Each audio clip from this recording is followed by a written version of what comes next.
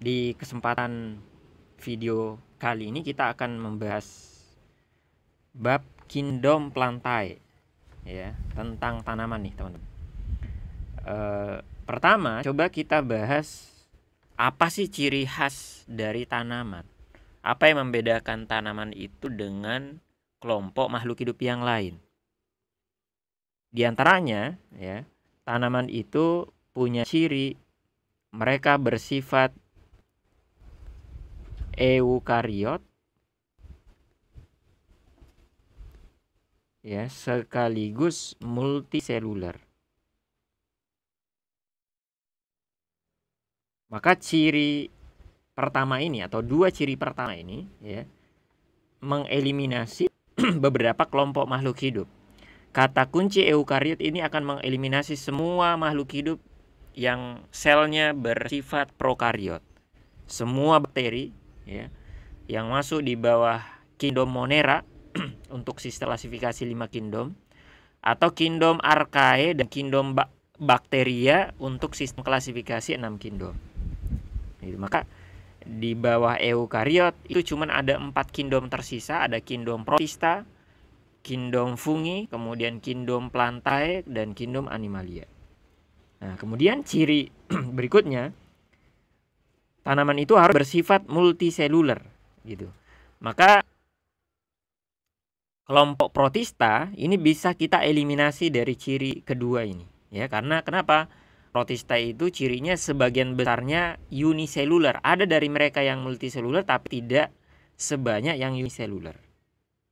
Itu bahkan ada kelompok di bawah Protista, yakni Protista mirip hewan, yakni protozoa. Nah, itu semuanya uniseluler malah, ya.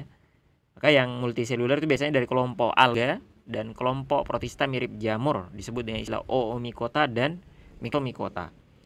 Nah, kemudian yang ketiga, ya, ciri berikutnya yang mungkin perlu kita catat untuk membedakan dia dengan artinya 3 kelompok yang lain, Fungi, Plantae, dan Animalia, yang paling kuat adalah ciri istilahnya autotrof, ya. Biasanya kita dengarnya autotrof artinya mampu atau bisa membuat makanannya sendiri, gitu. Kalimat yang lain, dia bisa autotrof karena dia punya kloroplas, ya, atau punya klorofil, ya, sehingga dia bisa berfotosintesis. Jadi kalimat yang lain berklorofil atau berfotosintesis, boleh pilih salah satunya, teman-teman boleh catat.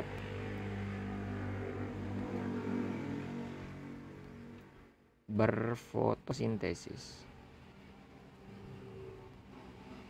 ya. Nah, maka ciri ketiga ini akan bahkan mengeliminasi 2 kingdom yang lain sekaligus, yakni kingdom Fungi, ya, jamur, dan sekaligus kingdom Animalia. Kenapa? Karena keduanya bersifat heterotrof, gitu. Sehingga dengan menggabungkan 3 ciri ini, teman-teman, eukariot, multiseluler, dan autotrof, ya, secara umum ini udah mengeliminasi kingdom-kingdom yang lain, gitu. Meskipun ada beberapa pengecualian, misalnya pada kelompok alga tertentu, ya, dia bisa punya 3 ciri ini, ya, eukariot, multiseluler, dan autotrof, ya. Kemudian ciri berikutnya yang perlu kita catat, yakni bahwasanya tanaman ini berdinding sel, mengandung atau punya dinding sel. Nah, gitu. Nah, maka jika jamur berdinding sel, tanaman juga berdinding sel. Yang membedakan adalah jenis senyawa yang menyusun dinding selnya mereka. Kalau jamur itu dari senyawa namanya kitin, ya. Kalau kitin itu dia masuk golongan karbohidrat, cuman karbohidratnya sedikit beda. Kenapa? Karbohidratnya ini punya nitrogen. Jadi dia mirip-mirip protein tapi karbohidrat. Itu dia adalah karbohidrat bernitrogen. Beda dengan dinding selnya tanaman, secara umum asalnya atau yang paling dasar berupa selulosa, ya, dan ini karbohidrat murni yang unsurnya hanya karbon, hidrogen, dan oksigen tanpa nitrogen. Itu. Lebih lengkap lagi, tanaman itu pada jaringan tertentu ada tambahan senyawanya. Selain selulosa ada pektin namanya, ada lignin, ya. Kemudian namanya suberin, ada hemiselulos, ya, dan seterusnya. Tapi yang paling pokok dinding sel tanaman pasti punya yang namanya selulosa, terutama namanya dinding sel primer gitu, teman-teman. Kemudian ciri berikutnya yang perlu kita catat ya, yang membedakan atau yang menjadi ciri khas dari tanaman adalah semua tanaman tanpa pengecualian, teman-teman ya. Ini dibahas di konsep jaringan, yakni kenapa dia memiliki atau dia punya yang namanya meristem afikal. Enggak ada satupun tanaman yang enggak punya yang namanya meristem apikal, yakni meristem yang biasanya terletak di ujung dari akar dan batang yang menyebabkan pemanjangan batang atau akar yang berperan dalam pertumbuhan sekunder namanya. Ya. Adapun kalau yang namanya meristem sekunder atau meristem lateral itu hanya terdapat pada kelompok tanaman tertentu seperti halnya tanaman dikotil atau tanaman gymnospermae. Maka meristem apikal semua tanaman punya, ya. Tidak dikategorikan tanaman kalau nggak punya meristem apikal. Nah, itu kesimpulannya. Kemudian tanpa pengecualian semua tanaman juga kenapa? Itu berembrio, menghasilkan yang namanya embrio, ya. Maka disebutlah dia dengan istilah embryophyta. Padahal semua tanaman embryophyta gitu. Dulunya alga ya itu masuk tanaman, teman-teman, ya.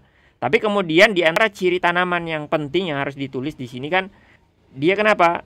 Punya embrio. Sementara alga nggak punya embrio, maka keluarlah dia dari kelompok tanaman. Gitu. Jadi dari semua makhluk hidup hanya 2 kingdom yang bisa menghasilkan embrio. Ya, embrio itu adalah bentuk perkembangan bayi yang kemudian nanti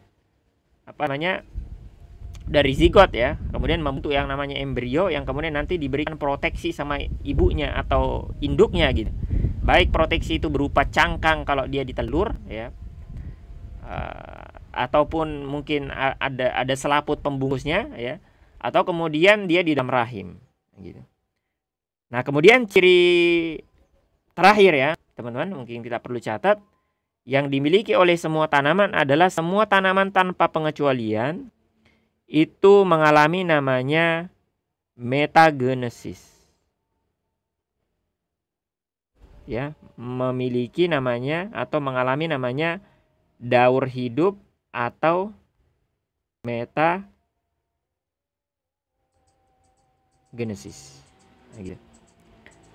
Nah, metagenesis ini atau siklus hidup ini terdapat pada kelompok makhluk hidup yang lain juga ya, tapi secara semua tanaman ini punya gitu. Tapi kalau pada hewan hanya hewan-hewan tertentu seperti halnya serangga yang punya namanya konsep metamorfosis ya, sama diistilahkan di sini metagenesis, daur hidup.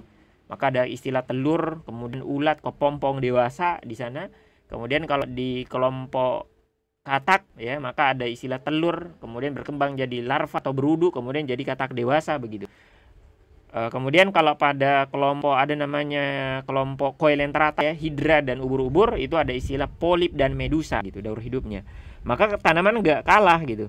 Daur hidup mereka metagenesisnya ini itu juga ada 2 istilah, teman-teman. Ada namanya generasi gametofit ya.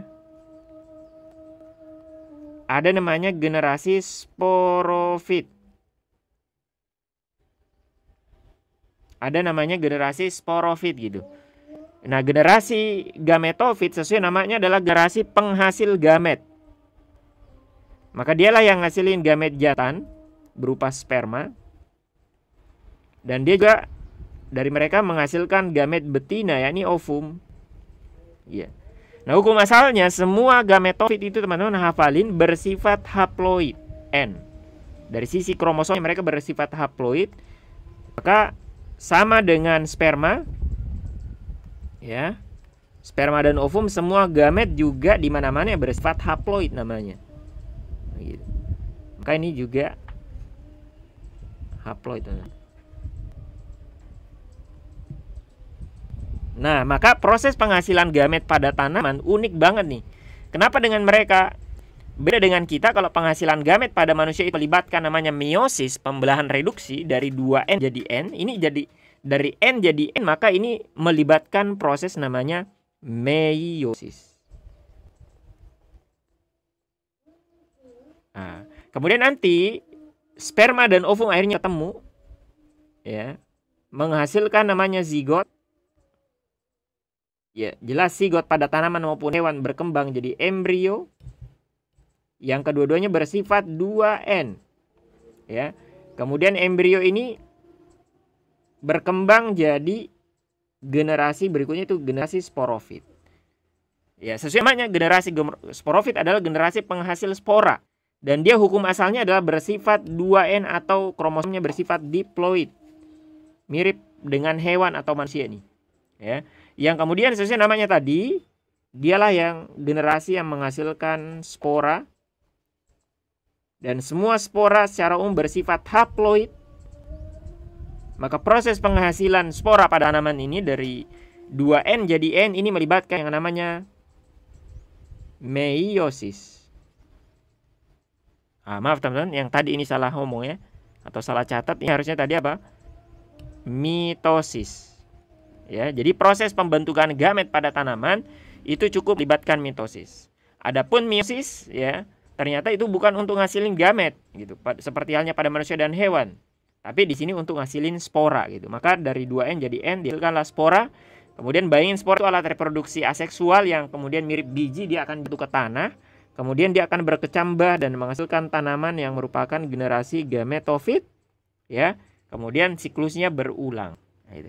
Maka semua tanaman tanpa pengecualian apa mengalami yang namanya daur hidup, mengalami yang namanya metagenesis, siklus hidup.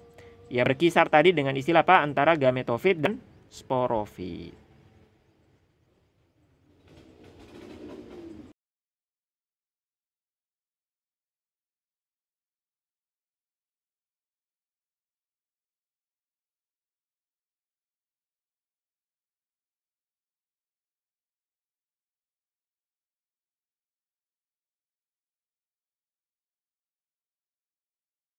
Pembahasan tentang pengelompokan tanaman ya, setelah kita membahas tentang ciri umum dari tanaman, maka kemudian di bagian ini kita mengelompokkan tanaman-tanaman tersebut ya, mengelompokkan organisme-organisme yang berada di bawah kingdom Plantae menjadi beberapa kelompok berdasarkan ciri-ciri tertentu ya. Di sini kita menggunakan 4 ciri dasar. Ciri pertama yang digunakan adalah ada tidaknya jaringan pengangkut atau jaringan vaskuler gitu. Maka kalau pada manusia ada istilah arteri dan vena ya sebagai pengangkutnya, pembuluhnya, maka kalau pada tanaman ada istilah xilem dan phloem. Maka berdasarkan ada tidaknya xilem dan phloem, tanaman terbagi dua. Ada tanaman avaskuler, artinya tidak punya, A artinya tidak ya. Tidak punya jaringan vaskuler, kemudian yang punya kita guna istilah tanaman vaskuler. Maka tanaman avaskuler ini dia cenderung hidup di tempat yang lembab, tempat yang basah, karena itu nggak butuh jaringan pengangkut secara umum ya. Dan keluar dari kelompok ini adalah lumut, teman-teman. Jadi kalau ada penamaan jaringan ada istilah tanaman vaskuler, maka yang diinginkan, yang dimaksud pasti tanaman lumut gitu. Kemudian sisanya masuk atau digolongkan sebagai tanaman vaskuler. Nah, tanaman vaskuler sendiri lebih jauh dikelompokkan menjadi dua berdasarkan ciri kedua. Apa ciri keduanya? Yakni ada tidaknya biji. Ya, ada tidaknya biji. Maka ada istilah tanaman vaskuler berbiji, ada tanaman vaskuler tidak berbiji.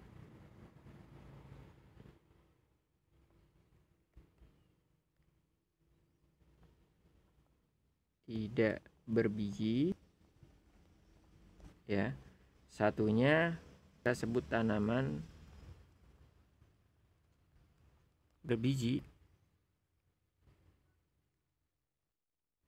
Nah, yang tidak berbiji ya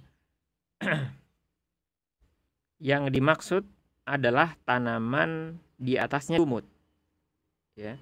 Apa itu tanaman di atasnya lumut? Yakni tanaman paku.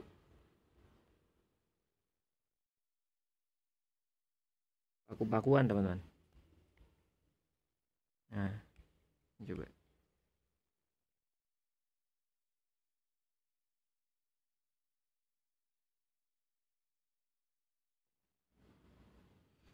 Adapun tanaman berbiji ya, yang kita kenal dengan istilah tanaman spermatopita.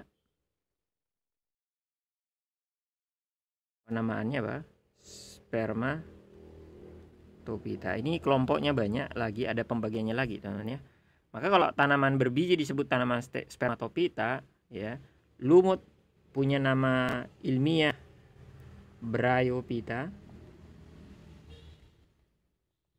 Maka kalau tanaman paku teman-teman sebut dengan istilah Pteridophyta.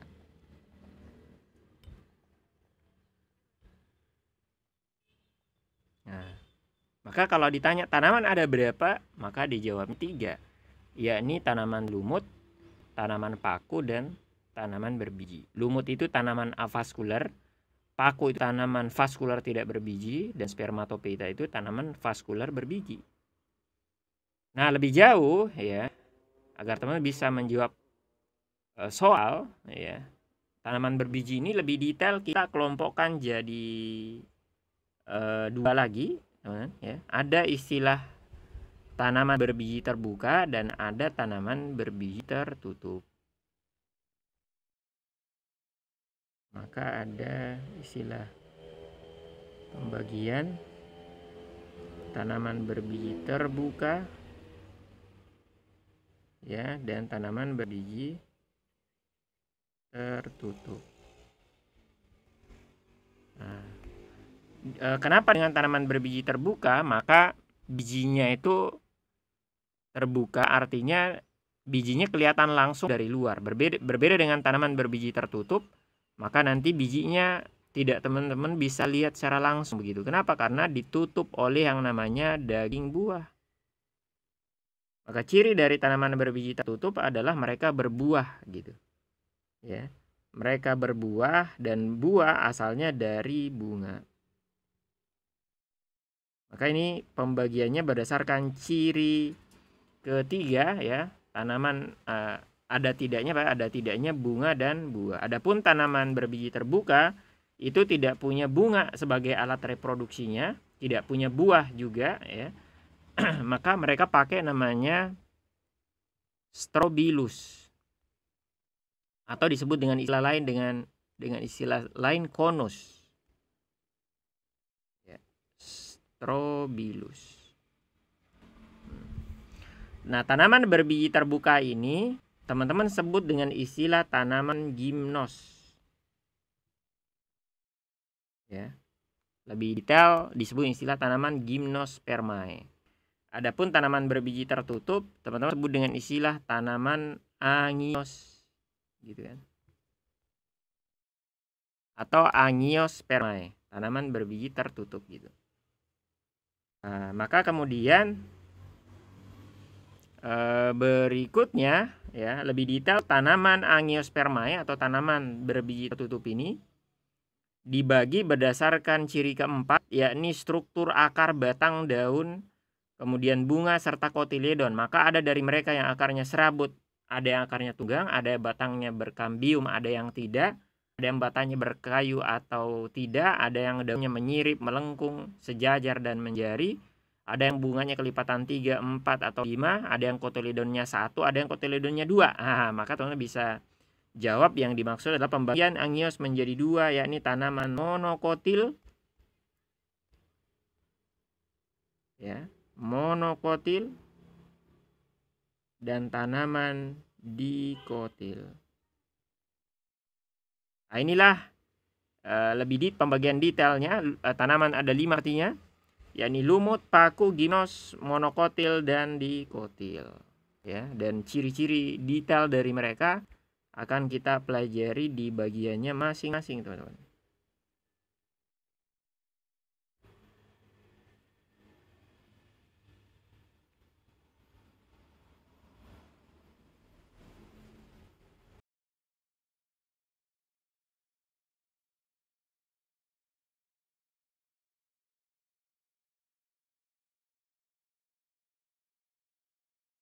Oke, setelah kita bahas dasar pengelompokan dari tanaman, ya, sekarang kita mulai dengan pembahasan masing-masing kelompok tanaman. detail dari masing-masing kelompok tanaman, yakni ada 3 kelompok atau 5 kelompok, lumut, paku, dan spermatopita. Ya, yang spermatopita nanti terbagi 3, ada gimnos dan angios yang terbagi 2, monokotil dan dikotil. Pertama kita mulai dengan yang paling rendah, yakni tanaman lumut yang disebut juga dengan istilah biopita. Nah, apa ciri dari tanaman lumut yang membedakan dia dengan 2 kelompok di atasnya? Apa bedanya dia dengan tanaman paku dan tanaman spermatopita? Yang pertama, lumut itu teman-teman kita sebut dengan istilah tadi ya, termasuk dia adalah tanaman avaskular. Artinya apa?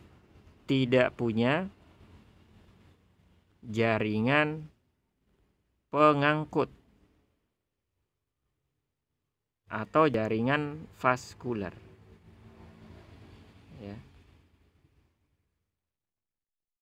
Kemudian ciri kedua yang perlu disebutkan adalah mereka itu secara umum hidup ya di lingkungan atau di tempat yang ada airnya.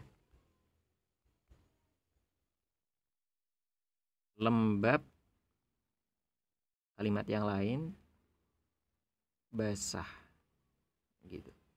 Ya, tentunya air syarat bagi kehidupan, teman-teman. Ya, semua makhluk hidup butuh air begitu. Cuman untuk lumut, di antara fungsi air adalah digunakan sebagai media produksi gitu. Hidup di tempat lembab atau basah, ya, di mana di antara fungsi air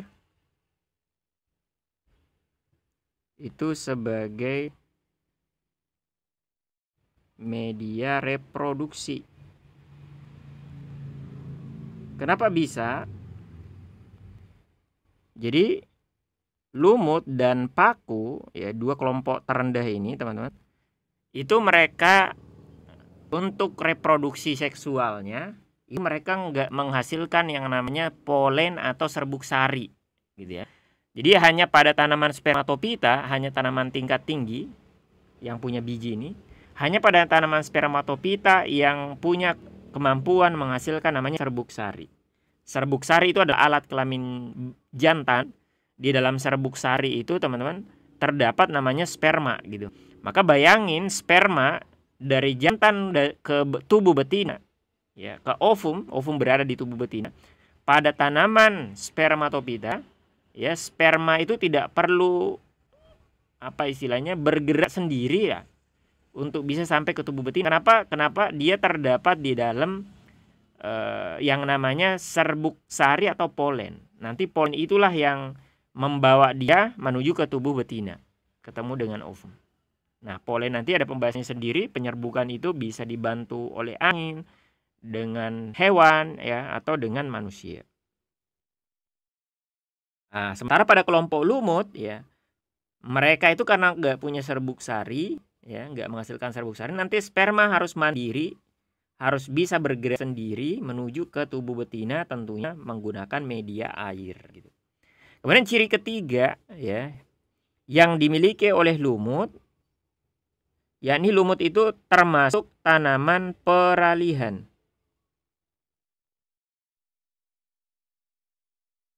Mereka masuk golongan atau kategori tanaman peralihan.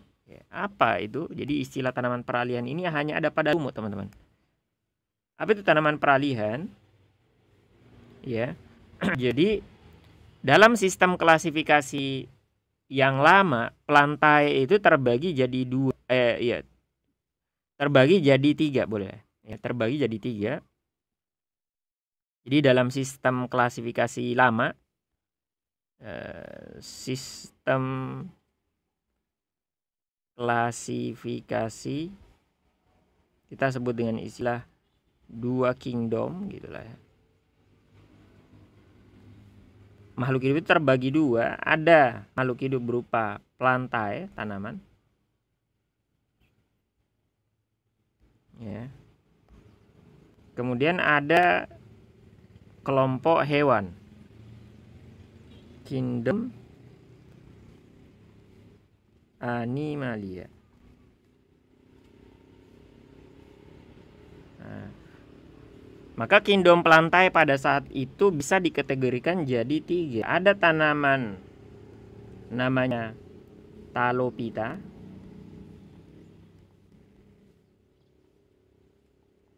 ya. Ada namanya tanaman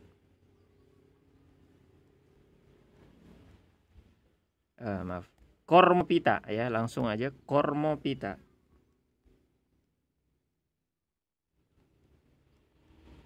Jadi ada berapa? Ada 2 jenis tanaman tuh, teman. Tanaman Talopita adalah tanaman bertalus istilahnya. Mereka ini punya yang namanya talus. Ya, sementara tanaman Cormopita adalah tanaman yang punya namanya kormus. Apa itu talus? Ya, talus adalah apa namanya? Atau kormus adalah bagian atau organ tanaman yang sifatnya sudah sejati, gitu. Maka ada istilah akar, batang dan daun, dan semuanya adalah sejati. Akar sejati, batang sejati, dan daun sejati. Akar sejati itu ada 2, ada istilah akar serabut dan akar tunggal. Ya. Adapun talus itu belum, tanaman bertalus adalah tanaman yang belum bisa dibedakan yang mana istilah akar, yang mana istilah batang, yang mana daun, gitu. Kita nggak bisa sebut akar, nggak bisa sebut batang, nggak bisa sebut daun, meskipun mirip batang, mirip akar, mirip daun, gitu. Ya. Nah, ini disebut tanaman bertalus. Maka ini tanaman tingkatan rendah. Tanaman Talopita ini. Cormopita tanaman tingkatan tinggi, ya. Di bawah Cormopita itu ada 2 kelompok, yakni tanaman paku-pakuan, sama tanaman berbiji. Ya. Sementara di bawah Talopita pada saat itu bisa dimasukkan alga di dalamnya, ya. Alga itu dulunya masuk tanaman, gitu, ya, karena bisa fotosintesis, punya dinding sel, gitu, ya. Boleh bersama dengan jamur atau fungi. Fungi nggak bisa gerak, punya dinding sel, maka lebih dimasukkan ke tanaman, dan dia masuk tanaman Talopita. Alga dan jamur belum bisa dilihat atau belum bisa dikategorikan yang mana akar, batang, dan daunnya, gitu. Nah, lumut posisi di mana? Ternyata lumut posisinya adalah dia punya ciri talus sekaligus punya ciri kormus. Maka disebutlah dia tanaman peralihan. Ya. Maka satu-satunya kelompok yang masuk peralihan hanya kelompok tanaman lumut. Gitu. Ya. Kenapa bisa? Jadi lumut itu cirinya tadi dia peralihan. Kenapa? Karena punya akar yang belum sejati, kita sebut dengan istilah akar semu, dan penamaannya rhizoid. Gitu. Jadi kata kunci rhizoid ini kalau pada tanaman secara umum ditemukannya pada kelompok lumut atau Bryophyta. Ya. Maka kalau dia punya struktur tubuh, misalnya ada batangnya, kita warna hijau kan, ya, biasanya secara umum semua bagian tubuhnya hijau nih. Ya, ada batang, dari batang muncul daun, gitu kan. Kemudian muncul namanya akar semunya tadi. Nah, ini dia. Maka ini rhizoidnya yang kita maksud. Terus ini mungkin batangnya, dan batangnya batang sejati. Begitu juga dengan daunnya daun sejati, hanya akarnya akar semu. Maka daun dan batang itu ciri kormus, ya. Akar semunya rhizoidnya itu ciri talus. Nah, ini ciri keberapa? Ciri keempat, ya, dari kelompok lumut selain tadi sebagai tanaman peralihan.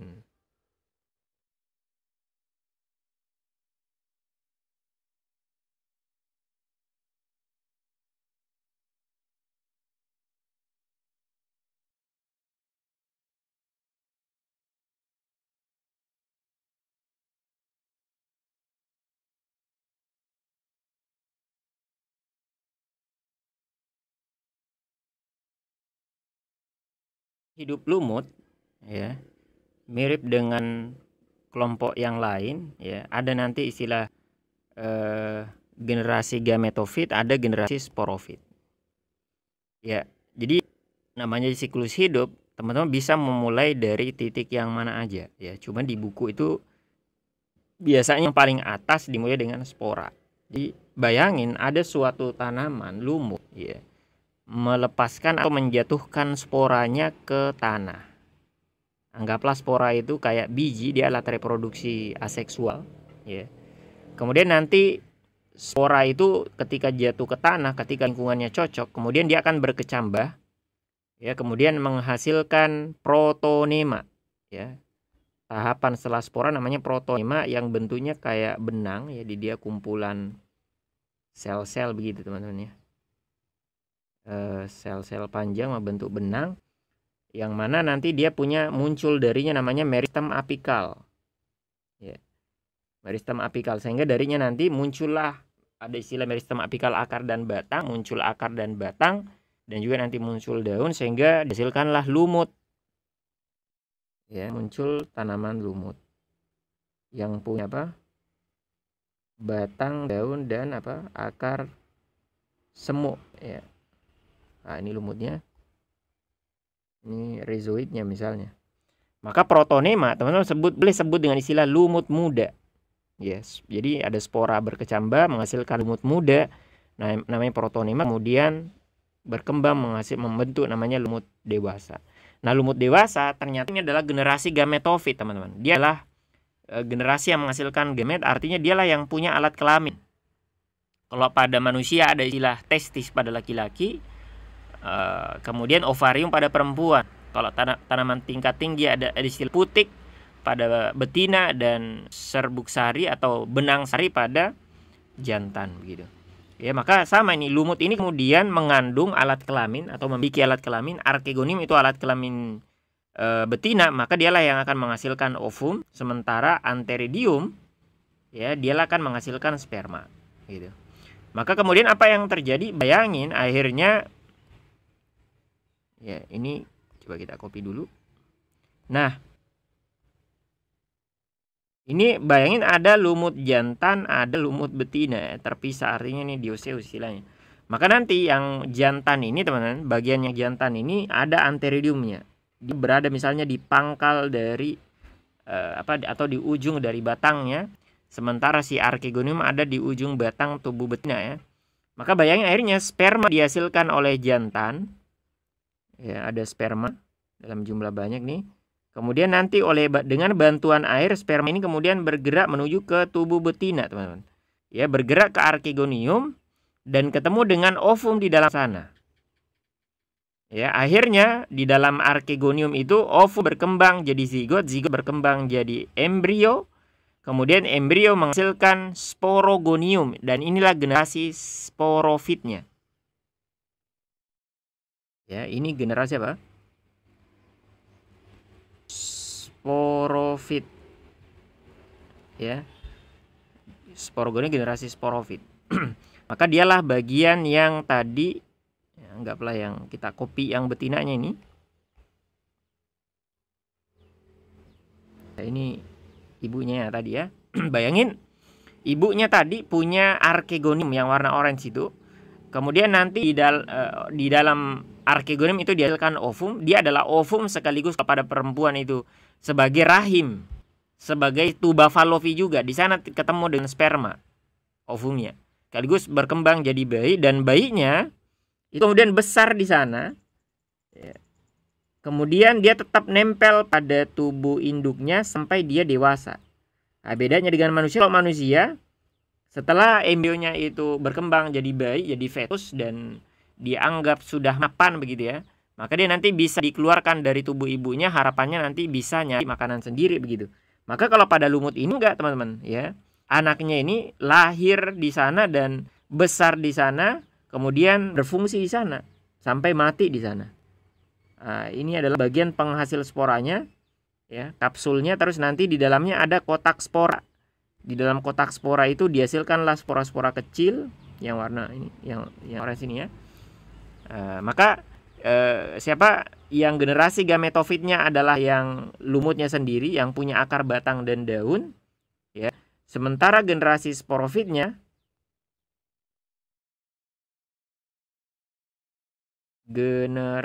maaf ini salah ya. Generasi sporofitnya tadi yang mana? Yang ini ya. Yang punya sporangium tadi, sementara generasi gametofit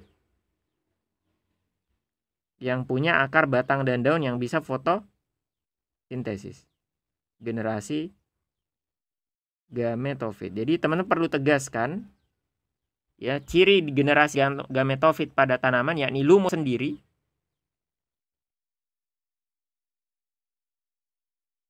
Ya, lumut sendiri itu kenapa? Bersifat autotrof. Dia bisa bikin makanannya sendiri. Dan dia adalah bagian yang dia dominan dalam daur hidupnya.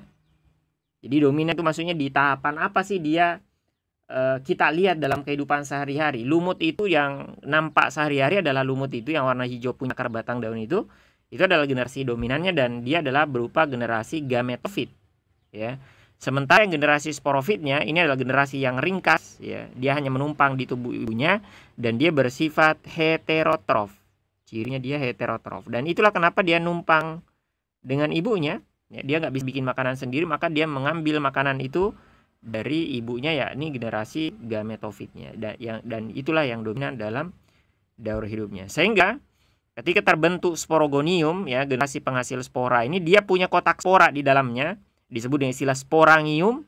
Kemudian sporangium ini menghasilkan spora di dalamnya melalui proses meiosis. Sehingga siklusnya berulang, teman-teman. Maka diambil kesimpulan pada lumut ya, generasi gametofitnya bersifat haploid yakni lumut sendiri dan bersifat autotrof ya. Dia posisinya di atas zigot. Ini teman-teman lihat semua yang di atas zigot ini haploid ya. Termasuk generasi dominannya tadi lumut ya. Sementara zigot dan semua yang ada di bawahnya bersifat diploid dan di bawahnya adalah sporogonium yang merupakan generasi sporofitnya bersifat 2N dan dia heterotrof.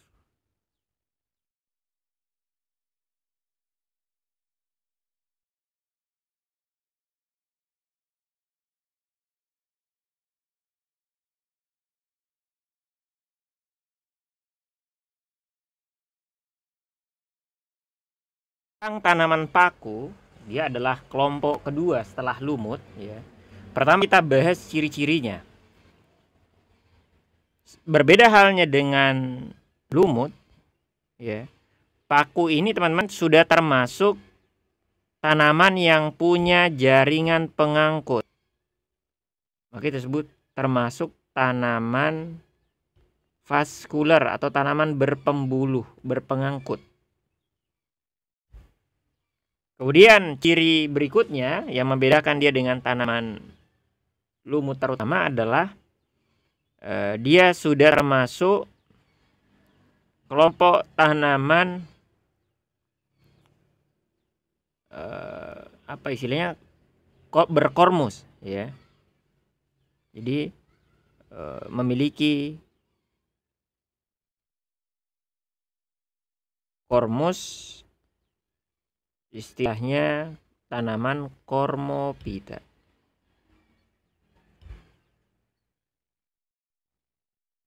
Maka dia sudah punya akar, batang, dan daun sejati. Akarnya berupa akar serabut ya. Kemudian yang ketiga, tanaman paku ini teman-teman mirip dengan tanaman lumut, maka umumnya dia hidup di tempat yang lembab atau basah. Meskipun tidak semuanya ya. Ada juga mereka hidup dengan menempel di tanaman yang lain ya sebagai epifit atau di tempat-tempat yang lain. Hidup di tempat yang lembab atau basah, mirip dengan tanaman lumut, maka dia menggunakan air sebagai media reproduksi. Berperan sebagai media reproduksi. Kenapa? Dia belum punya serbuk sari.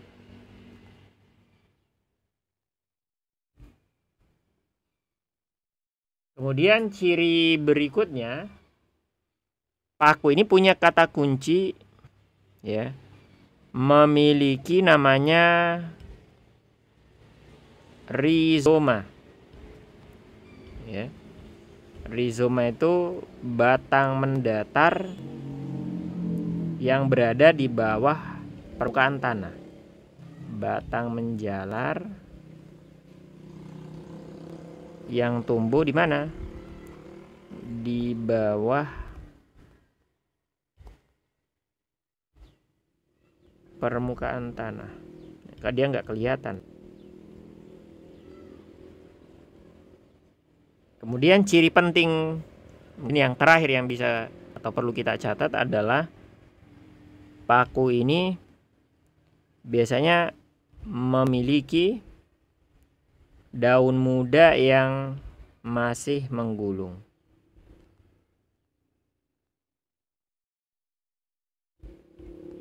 Ya. Daun muda menggulung. Maka misalnya kita gambar ada tanaman paku. Dia udah punya batang sejati nih, teman-teman. Ya. Kemudian dia punya batang menjalar, batang mendatar. Gini. Ya enggak apa. Ya, terus ini batas tanah. Batas tanah. Maka nanti dari batang menjalar itu muncul akar-akarnya, ya. Ini akar serabut nih. Maka dia termasuk golongan ini tadi rizoma ya. Tanaman Cormophyta.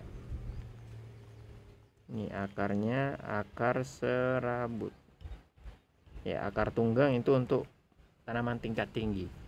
Terus dia punya batang. Ya, dan punya daun. Dan daunnya. Nah.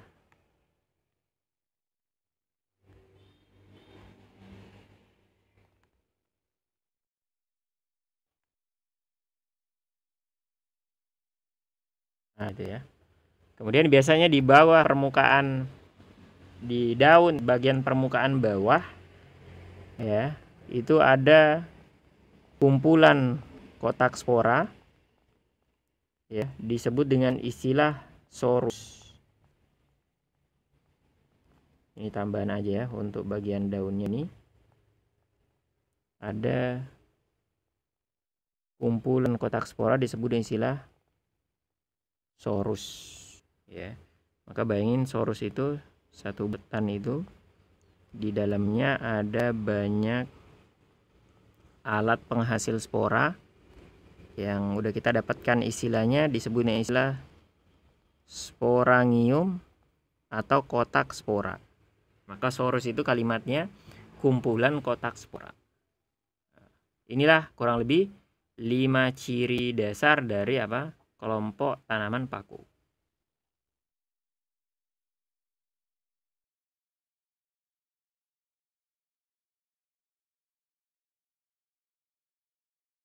Teori hidup tanaman paku mirip dengan tanaman lumut ya. Istilah-istilahnya hampir sama, cuman beberapa bagian yang berbeda.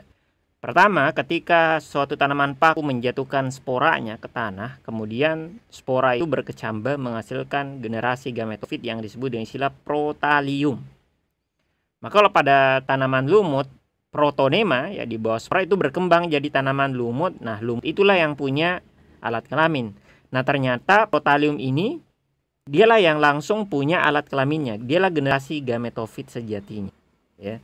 Nah, protalium itu teman-teman berukuran kecil dan dia berwarna hijau. Ukurannya kurang lebih 1 mm ya. Jadi pendek banget dia. Atau ukurannya kecil, bentuknya kayak heart atau jantung. Ini ya, warnanya hijau karena dia bersifat autotrof, bisa fotosintesis. Mikroskopis, ukurannya kecil.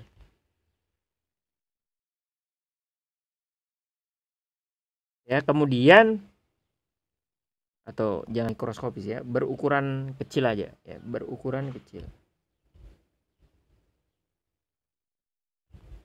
Kalau di buku biasanya diistilahkan tereduksi ya.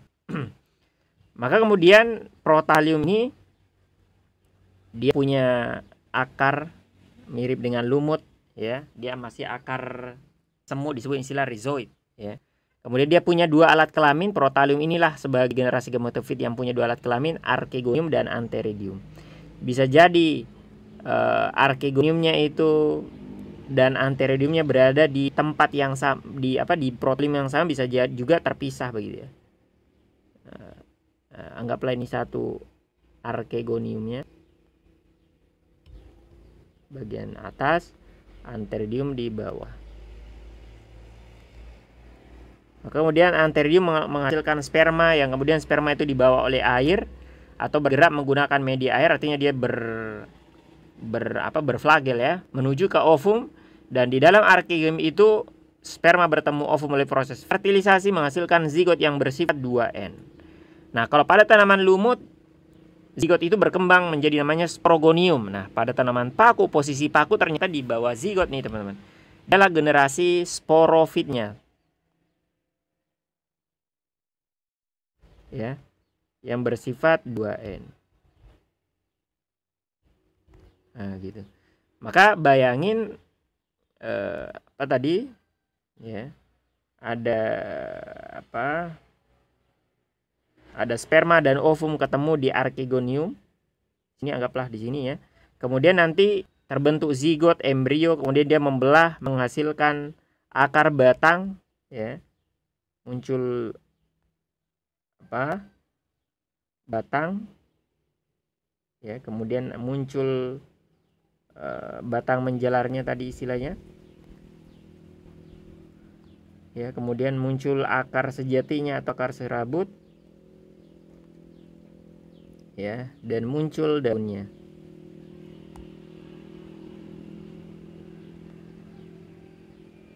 Nah, kita lupa tadi istilah apa? Daun muda menggulung ya. Jadi itu. Maka ketika lahir bayinya, maka nanti dengan sendiri bayi yang bersifat yang merupakan generasi sporofit ini ya, lumut ini, paku ini ya. Dia bersifat autotrof dan dialah generasi yang sifatnya dominan dalam daur hidupnya. Inilah yang kita nampak sehari-hari. Maka ketika bayinya lahir, beda dengan lumut, bayi itu nanti besar dan nempel terus-menerus sampai dia merampungkan daur hidupnya, sampai dia mati di tubuh ibunya. Tapi kalau ini enggak, kebalik ya. Malah bukan kebalik. Maka ketika bayinya udah lahir, ibunya ini udah enggak bermanfaat. Maka ibunya dengan segera terdegenerasi dan hilang, mati gitu ya. Maka tersisa anaknya merupakan generasi sporofit, yang artinya terpisah dia antara generasi gametofit dan sporofit, nggak saling menumpang satu sama lain. Nah, inilah kemudian paku itu tadi, pada daunnya terdapat kotak spora, ada istilah sorus tadi, ya, yang kemudian dia akan menghasilkan spora melalui proses meiosis, ya, kemudian sehingga siklusnya berulang.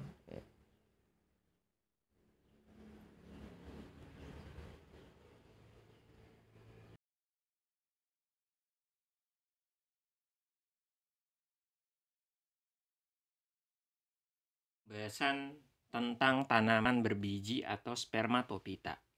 Ya, setelah kita bahas dua tanaman terendah, yakni lumut dan paku. Nah, di tingkatan yang lebih tinggi, tanaman spermatopita punya ciri ya. Di antaranya mereka itu teradaptasikan untuk hidup di darat. Jadi kalau tanaman lumut dan paku, ya secara umum mereka butuh air ya untuk media reproduksi mereka. Maka spermatopita ini istilahnya teradaptasikan untuk hidup di tempat yang kering ya.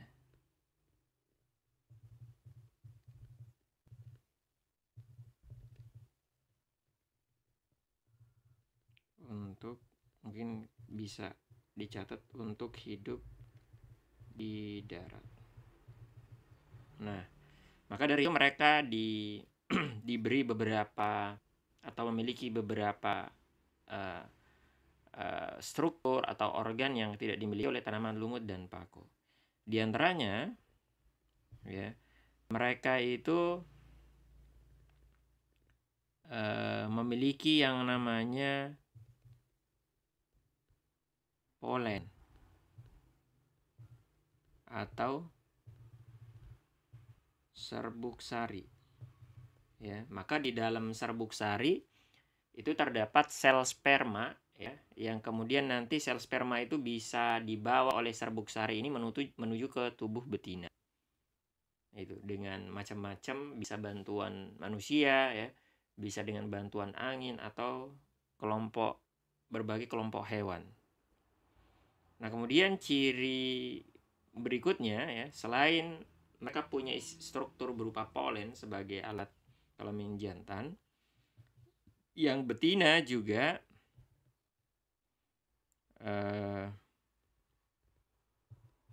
itu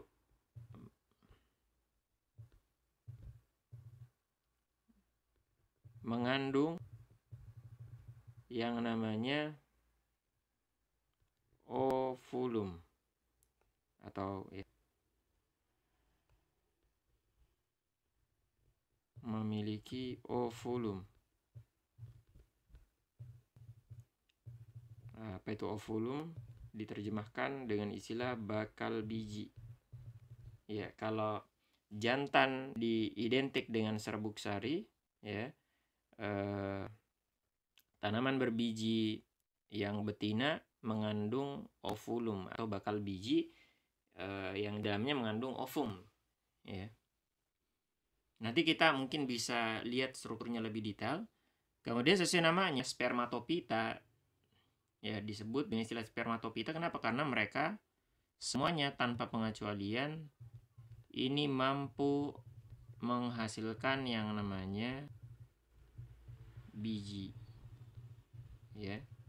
Jadi biji itu berperan sebagai alat perkembangbiakan. Alat perkembangbiakan. Nah, jadi biji itu kalau pada manusia mungkin mirip dengan istilah rahim, ya.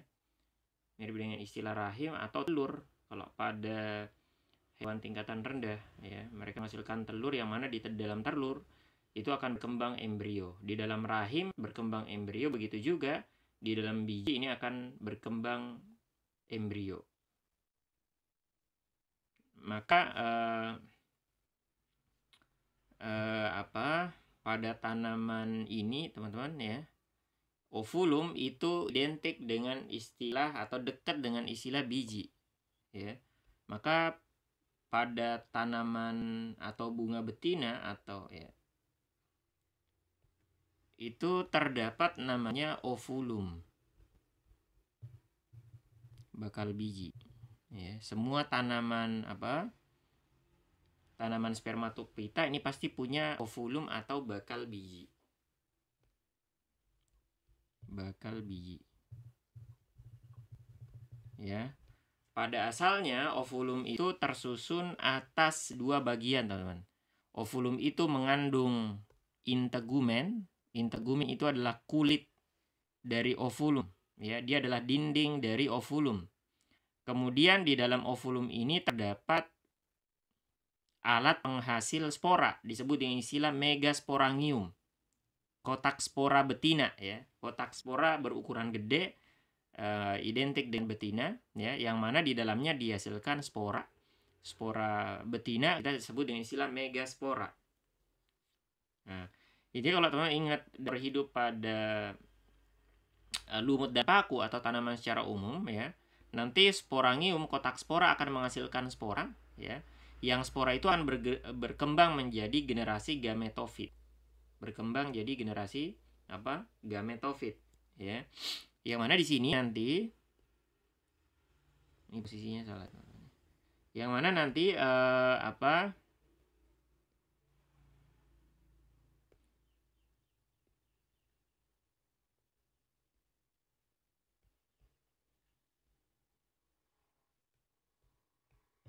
ini megaspora itu ya akan berkembang jadi gametofit. Ya, dalam taruh hidupnya megaspora itu ya, spora berkembang jadi generasi gametofit, generasi penghasil gamet begitu. Maka di dalamnya dihasilkan gamet betina yakni ovum, ya. Ini muncul ovum yang bersifat haploid yang kemudian setelah terjadi fertilisasi, ovum ketemu dengan sperma. Ya, maka kemudian sperma dan ovum menghasilkan zigot yang kemudian berkembang jadi embrio gitu. Maka nanti gametofitnya itu akan bermodifikasi atau membentuk yang namanya cadangan makanan. Jadi cadangan makanannya itu berupa apa? Gametofitnya. Adapun yang integumen tadi itu berkembang jadi kulit biji. Ya, dia berkembang jadi kulit biji sehingga ketika terbentuk embrio ya bersama dengan kulit bijinya keduanya ini dan juga cadangan makanannya itu kita sebut dengan istilah biji. Nah, maka dalam daur hidupnya dengan syarat terjadi fertilisasi baik biji atau ovulum ya, ini kemudian akan menghasilkan biji ya pada semua tanaman apa? Pada semua tanaman spermatopita yang mengandung biji, baik nanti kita bahas istilah gimnospermae maupun tanaman angiospermae.